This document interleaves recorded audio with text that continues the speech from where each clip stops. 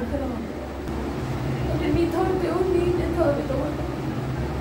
আমি জানি না এরকম কিছু শরীরের মধ্যে রয়েছে, জানি না।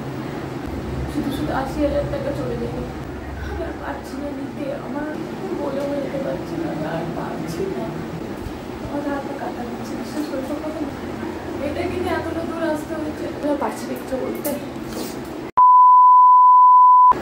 আমি বুঝতে পারছি না আমি তোমার সামনে কি করে বলবো। আমার মনে হয় না আমার বাড়ি ফেরা হবে, বিশ্বাস করো। আমি আর পারছি না নিতে, আমার আর পায়ে দিচ্ছে। এসব কিছু শোনার পর আমার সত্যি মনে হচ্ছে আমি এখানে কিছু করবো। আমার হাতটা কাটা দিচ্ছে, বিশ্বাস করে সব কথা মুখে আনতেও আমার ভীষণ কষ্ট হচ্ছে,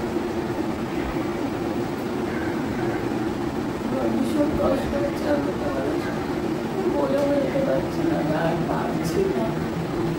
বারে বারে ভগবান আমার সাথেই কেন করছে। মেয়েটাকে নিয়ে একা আসলাম,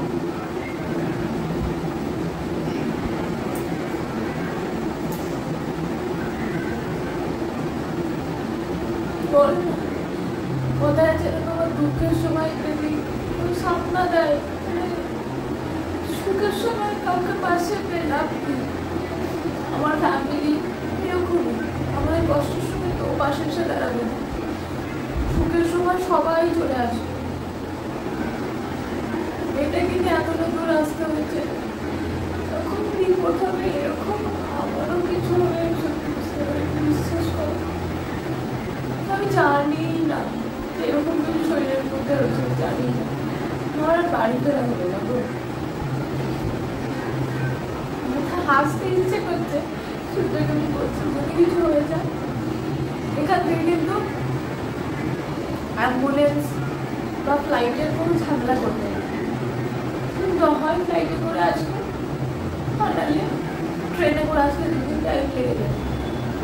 ফ্লাইটে করে আসবে, এখানে ঝামেলা মিটিয়ে দিয়ে চলে যাবে। আমি তো কারোর সাথে কথা বলতে পারবো না, আমার দোকানে নিয়ে করবে, শুধু শুধু 80,000 টাকা চলে যাবে। এটা নিতে হবে, কেউ নিয়ে যেতে হবে তোমাকে।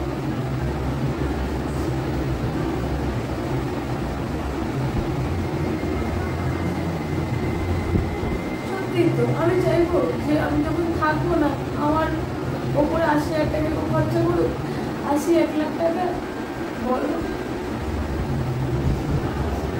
ট্রেনে নিয়ে যাওয়ার কোনো ব্যবস্থা নেই, ফ্লাইটে আর নাহলে অ্যাম্বুলেন্সে। অ্যাম্বুলেন্স অনেক টাকা নেবে, ফ্লাইটও অনেকগুলো টাকা নেবে। এত ঋণের মতো আমি চাই না, আমি না থাকলে আমি না ঋণ হই।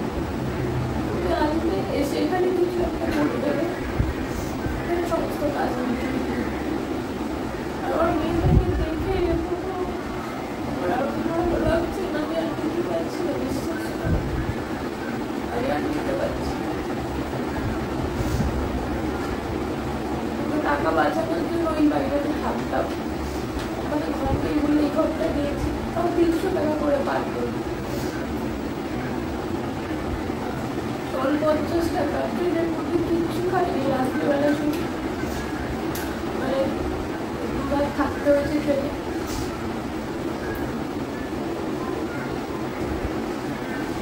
মানে ধরো 2 রাত মানে 3 দিন ট্রেনে ছিলাম, 25 তারিখ রাতে উঠেছি, মানে মোটমাট আমরা ট্রেনে ছিলাম 42 ঘন্টা। ট্রেন লেট, 4.5 ঘন্টা মতো লেট, 42 ঘন্টা ট্রেনে ছিলাম।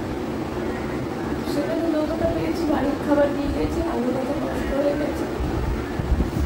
আমার অনেক কিছু ইচ্ছে ছিল, জানো তো, অনেক শখ ছিল, অনেক স্বপ্ন ছিল। আমার যখন ডাক্তার বলছে হাত পা কাঁপছে, বিশ্বাস করে আমার হাত পা কাঁপছে, আমার ভালো লাগছে না,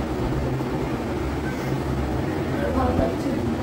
গেলাম হসপিটালে, যাওয়ার আগে বললাম রান্নাটা করবো না, সামনের হোটেল থেকে ভেজটাকে নিলাম আর একটা ডিম সেদ্ধ নিলাম মাটির জন্য, দিয়ে ওখানে বেরিয়ে গেলাম। তারপরে মাটি আবার বায়না করে কেক খাবো, কেক কিনলাম একটা,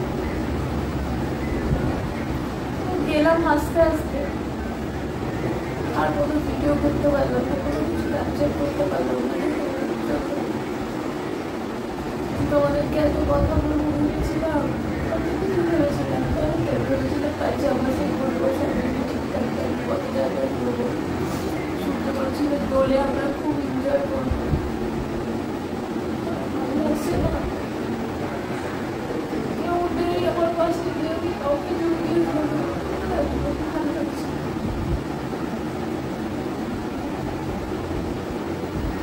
হয়তো কমেন্ট করি, দেখো একটু কিছু করে কাঁদতে চলে আসে, ক্যামেরা অন করে কাঁদো কিভাবে আমি বলে বোঝাতে পারবো না আমি কোন সিচুয়েশনে আছি।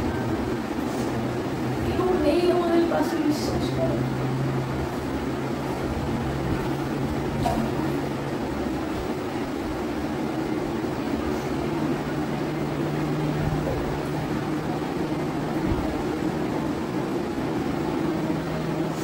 বাড়ি কি বলছে দেখো, কোনো খোলে না, ওটা বয়স হয়েছে করে দেখো,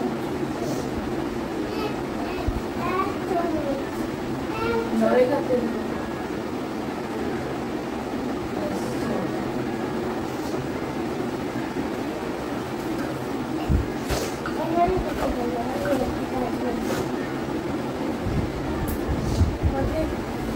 আমাকে এটা করে দিয়েছে, তবে এখন এটা এখনো চালু হয়নি।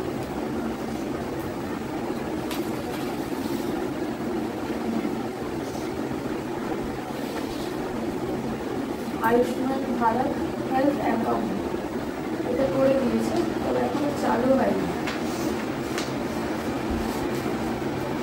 অনেক ট্রাস্টের কথা বললো, ফান্ডের কথা বললো,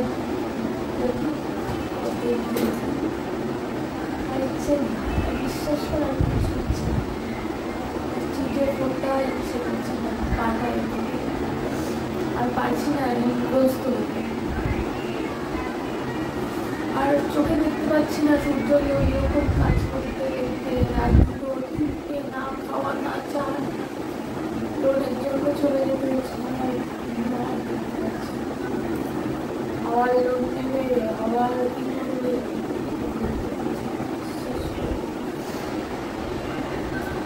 এবার আমিও পারছি একটু বলতে।